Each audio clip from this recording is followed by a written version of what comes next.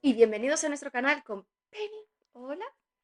Y yo soy Mary y hoy os traigo un clásico moderno de la ciencia ficción que es La parábola del sembrador de Octavia E. Butler, que se trata de una novela de ciencia ficción distópica, especulativa y también postapocalíptica por esta escritora norteamericana que inicia su duología de Exit, que creo que en castellano se ha traducido como Semillas terrestres, aunque parece que no está determinada porque cuando murió Octavia E. Butler en el 2006 de un infarto, tenía previsto escribir más libros dentro de esta saga. De hecho, esta saga forma parte de la lista de las mejores novelas distópicas y Octavia E. Butler ha ganado muchísimos premios de la ciencia ficción, varios Hugos y varios Nebula, y además es la única escritora de ciencia ficción que ha ganado el premio Genius de la Fundación MacArthur, que es una fundación que premia a los estadounidenses que considera excepcionales hasta $500.000. Ella recibió casi 300.000 y destaca en sus novelas precisamente por su crítica social a través de esta ciencia ficción especulativa, que por supuesto no es la única que lo hace, pero es que además ella fue la primera escritora negra que vivió de la ciencia ficción y por supuesto en tratar este tema desde que empezó a publicar en los años 70. De hecho, está además en los orígenes del subgénero que ahora se llama afrofuturismo.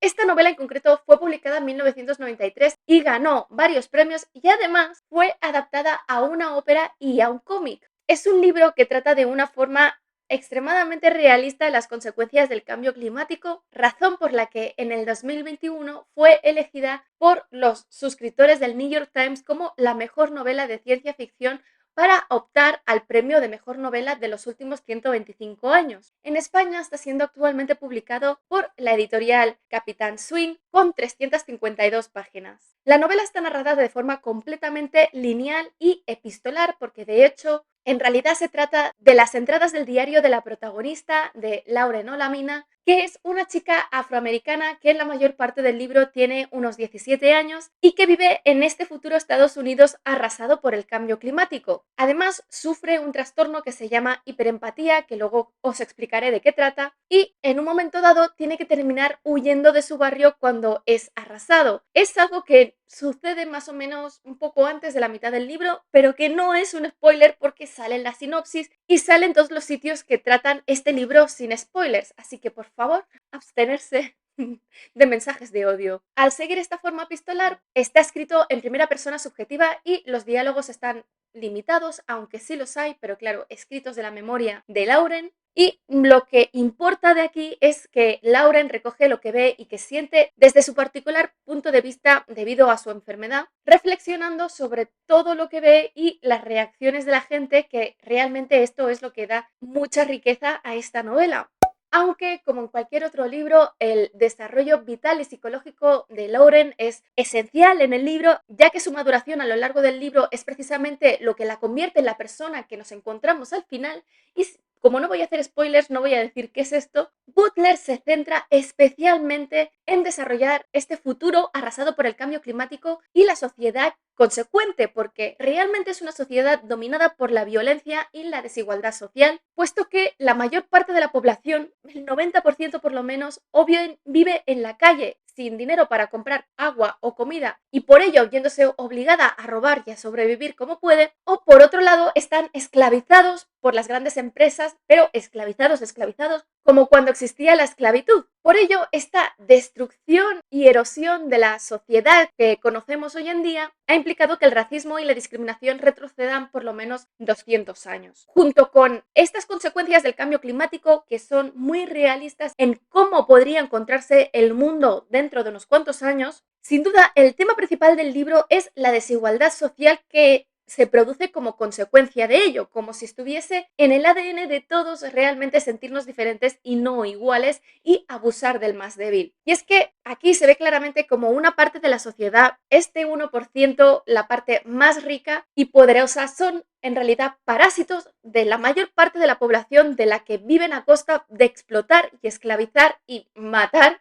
de la forma más cruel posible, simplemente para poder exprimir hasta el último gramo de energía. Y como en un momento de extrema necesidad y escasez de recursos, que no queda tan lejos, el gobierno se derrumba, un gobierno de Estados Unidos que, de hecho, para empezar, pues de social no tiene demasiado ya en el momento actual. Y por otra parte, la sociedad a todos los niveles, no solamente en los ricos, ha reaccionado dando la espalda a todos ellos que no son como ellos. De ahí a que el racismo vuelva a estar al 100%, siguiendo como el principio del enemigo, desde que todo el mundo que es diferente a mí es mi enemigo. Otro tema importante es la de el superviviente como héroe, que es algo constante en las novelas de Butler, ya que aquí todos son supervivientes los que están vivos, pero Lauren es además una persona diferente que lo ha tenido más difícil que el resto de su entorno dentro de este mundo de violencia, debido precisamente a esta hiperempatía. Y a pesar de tener esto y de todas las cosas que le pasan, en lugar de destruirla y volverse en una persona terrible, la hace más fuerte, sensible y comprensiva con los demás. Aunque, por supuesto, también dura cuando tiene que serlo y fría, convirtiéndola en alguien ejemplar para quien está a su lado. Ya entrando en el mundo, este futuro distópico está muy cercano, puesto que la novela transcurre entre 2024 y 2027 y se sitúa concretamente en California, en Estados Unidos, que por ser de los estados que están en el sur, es uno de los que está sufriendo más por la escasez de agua y de recursos. Para que os hagáis una idea de la situación económica, durante los últimos años el precio del agua ha ido subiendo y con ella, por supuesto, el precio de los alimentos porque es necesaria para la producción de alimentos, hasta el punto de que alimentar una persona de forma correcta, es decir, con carne y esas cosas, puede costar hasta $6.000 al mes, algo imposible de pagar para la mayor parte de la población. De hecho, en el momento en el que empieza el libro, hace 6 años que no ha llovido en California y la mayor parte del tiempo, por supuesto, hace muchísimo calor, por lo que muchas cosechas mueren. Precisamente por ello, toda la población que no tiene estudios o un trabajo cualificado no puede obtener esta cantidad de dinero para poder sobrevivir y se ve obligada a vivir en las calles o bien en convertirse en esclavos modernos siendo explotados por las grandes empresas. Empresas que muchas veces ni siquiera son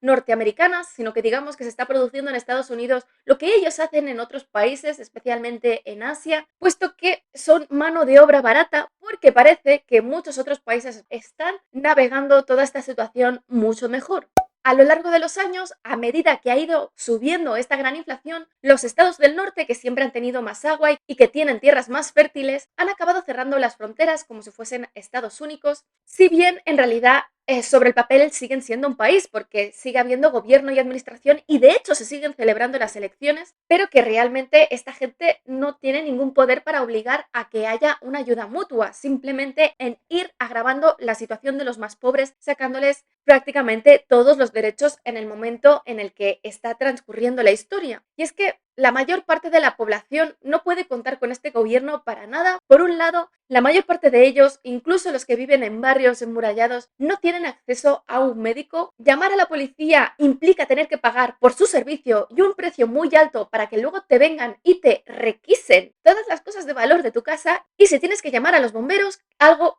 bastante habitual, precisamente porque todo está muy seco, cuesta también un pastizal llamarlos por sus servicios y encima por el agua que utilizan, por lo que realmente es una ruina y la mayor parte de la población tiene que sobrevivir ella sola como puede. Como consecuencia de todo esto, pues la desigualdad entre la población es más grande que nunca. Por un lado está este 1% que seguramente es bastante menos, que son los súper ricos que viven en zonas privadas con seguridad privada porque ellos tampoco se fían de la policía y tienen acceso a todos los recursos. Incluso se pueden permitir tener perros porque pueden pagarles la comida para que puedan comer. Claro, esto que implica que el resto de la población que tenía perros los ha tenido que abandonar y con el paso de las generaciones se han ido generando grandes cantidades de animales salvajes que son un peligro para la mayor parte de la población que vive en el exterior. Y por otro lado están los pobres, porque todos son pobres los que no son súper ricos, y de los que viven mejor a los que menos están por un lado la clase media o incluso alta anterior que viven en casas que se caen a trozos porque no pueden destinar dinero en arreglarla y que sus recursos de hecho los destinan precisamente a alimentarse y a las cosas más básicas, como por ejemplo el vestir o en tener unos ahorros para poder pagar a la policía si lo necesitan. Este grupo vive en barrios enmurallados, algunos más grandes y otros más pequeños, precisamente para evitar ser atacados por los pobres y las bandas que viven en el exterior, siendo de hecho muy peligroso salir de allí y cuando salen siempre lo hacen con bicicletas, motos y por supuesto armados, y lo normal es que solamente los adultos con trabajo se atrevan a salir, y ni siquiera cada día. Precisamente por ello, los niños que viven allí no tienen acceso a la educación oficial, por lo que cuando sus padres mueran no podrán obtener un trabajo de esta categoría y acabarán viviendo en la calle. La clase obrera, con suerte, pongamos mucho paréntesis aquí, es la que es explotada por las empresas que viven en mini ciudades controladas por ellas y que son pagados con dinero del Monopoly, porque es dinero que solamente sirve dentro de la propia empresa que les proporciona los servicios, y su sueldo siempre es menor a los gastos fijos que tienen, por lo que nada más empezar allí ya empiezan a tener una deuda que se va incrementando, incrementando, y que únicamente pueden pagar poniendo a sus hijos a trabajar. Y como los presidentes se han dedicado a ir eliminando los derechos sociales y más básicos de todo el mundo, realmente están atrapados allí y no pueden huir sin que los maten o los cacen y los devuelvan allí hasta que hayan pagado su deuda. Y finalmente está la clase obrera sin suerte, o los anteriores que se quedan sin casa o consiguen huir de su esclavitud, que acaban viviendo en la calle, donde son presa, por supuesto, de los drogadictos, de las bandas, que todas ellas son violentas, y por supuesto las jaurías de perros salvajes. Por contra, esta caída en las condiciones de vida de la sociedad ha hecho que haya una natalidad completamente descontrolada, aunque la mayoría de estos niños mueren niños cuando no bebés, por lo que los que consiguen llegar al final de su vida son muy pocos. Y por otro lado hay una violencia extrema para acabar con estos niños y con los adultos que sobreviven. Y mucha de esta violencia es producto del abuso de las drogas de nueva generación, que son muy destructivas y peligrosas para la persona que las toma, pero realmente es la única válvula de escape que tienen mucha parte de la población. En estos momentos la población está especialmente preocupada por una nueva droga que ha aparecido, a la que llaman Pyro, precisamente porque quien las toma se convierte en pirómano por el placer sexual que le produce ver fuego y la destrucción que ocasiona. Y que además, cuantas más personas hayan dentro de la casa que queman, las que consiguen escapar las violan y las matan, porque consideran que tienen que acabar con todos aquellos que son ricos, que para ellos ricos es quien tiene algo de comer. Aunque tú vivas en la calle, si tienes demasiadas cosas, puedes ser víctima de esto. Y bueno, yendo a Lauren, todo esto que os voy a explicar es lo que va explicando al principio del libro. Lauren, o la mina, de 15 años al inicio del libro, vive en uno de estos barrios enmurallados de la antigua clase media del pueblo de Robledo, California. Un barrio amurallado que es especialmente pequeño, ya que solamente hay unas 10 familias, aunque en la mayor parte de las casas viven de media unas 20 personas, y al inicio del libro, en 2024, vive con su padre, con su madrastra y con sus 4 hermanos pequeños. Su vida está especialmente marcada por la religión, puesto que su padre es un predicador baptista y además es profesor de universidad, de donde obtiene el sueldo que les permite sobrevivir. Su madrastra era también profesora de la universidad, pero desde que los niños dejaron de poder salir, se dedica a enseñar en su casa a los niños del barrio, donde la propia Lauren enseña desde los 12, los 13 años, puesto que a los 14 ya se sacó la secundaria. Sin embargo, cuando su madre biológica estaba embarazada, era adicta a una droga de estas nuevas de diseño, que provocó que en el nacimiento de Lauren, aparte de morir ella, Lauren naciese con esta hiperempatía, que es la habilidad o maldición de compartir y sentir las sensaciones de dolor y placer que están sintiendo los otros que ella está viendo. Pero siendo el dolor lo que más abunda en este mundo, es lo que más sufre ella, y como siente exactamente lo mismo que la otra persona, puede quedar incapacitada por lo que está sintiendo la otra persona. Así que en el momento de defenderse de alguien que la está atacando es algo muy incapacitante. Debido al peligro que supone precisamente tener esta dolencia en un mundo tan violento, solamente su familia conoce su condición y lo esconde del resto del barrio, aparentando siempre una cara de póker precisamente para esconder todo lo que está sintiendo. Su padre es también quien básicamente dirige la comunidad, y cada fin de semana todos aquellos niños que son mayores de 15 años salen a las colinas para aprender a disparar, donde día sí día no acaban siendo atacados por una jauría de perros o alguien violento, y poco a poco va intentando también establecer medidas de seguridad. La mayor parte de la población de este barrio es afroamericana, a excepción de 2 familias que son blancas. Luego hay una familia asiática y una familia latinoamericana, por lo que hay una mezcla considerable, y todos ellos cultivan todo lo que pueden en sus jardines, tienen árboles de todo tipo, porque como mucho una o dos personas de cada familia tienen un trabajo del que pueden depender. Cuando una de estas personas muere, toda esta gente se queda en la indigencia, pero todo el barrio siempre intenta ayudar cada vez que pasa una desgracia. Como veis, en realidad viven en el umbral de la pobreza, pero la gente que vive en las calles los percibe como ricos, por lo que cada vez tienen más intentos de ataque y algunos tienen incluso éxito. Es precisamente por ello que Lauren considera que es cuestión de tiempo que acaben siendo arrasados y que tengan que acabar huyendo, y cree que sus vecinos deberían prepararse para huir y tener algún plan de emergencia, aunque claramente no son conscientes de ello y viven en el presente, esperando que esto perdure siempre. De hecho, desde hace 2 o 3 años, ella se ha dedicado a formarse en supervivencia y además ha llegado a la conclusión de que el Dios al que reza su padre no puede existir, porque no puede ser que permita que existan estas condiciones en el mundo, por lo que ha creado su propia religión, esta Earthseed o semillas terrestres, que se basa precisamente en la creencia de que todo se rige por el cambio, que todo está en un cambio perpetuo y que precisamente Dios es ese cambio. Desde hace varios años, pues ha ido escribiendo versos en una libreta sobre la verdad que va descubriendo sobre esta religión. De acuerdo con ella, Dios no interviene en la vida humana, sino que simplemente está, y que es la humanidad quien tiene que ayudarse a sí misma y producir este cambio y moldear así a Dios en la imagen que buscan, siendo además el objetivo final de la religión dispersar estas semillas terrestres a los humanos por el universo, puesto que la Tierra es un planeta que está acabado. Sin embargo, hasta ahora no ha compartido su religión, primero porque tiene miedo de que la tomen por loca y por otro lado porque teme la reacción que tendrá su padre, a quien considera el mejor hombre que conoce.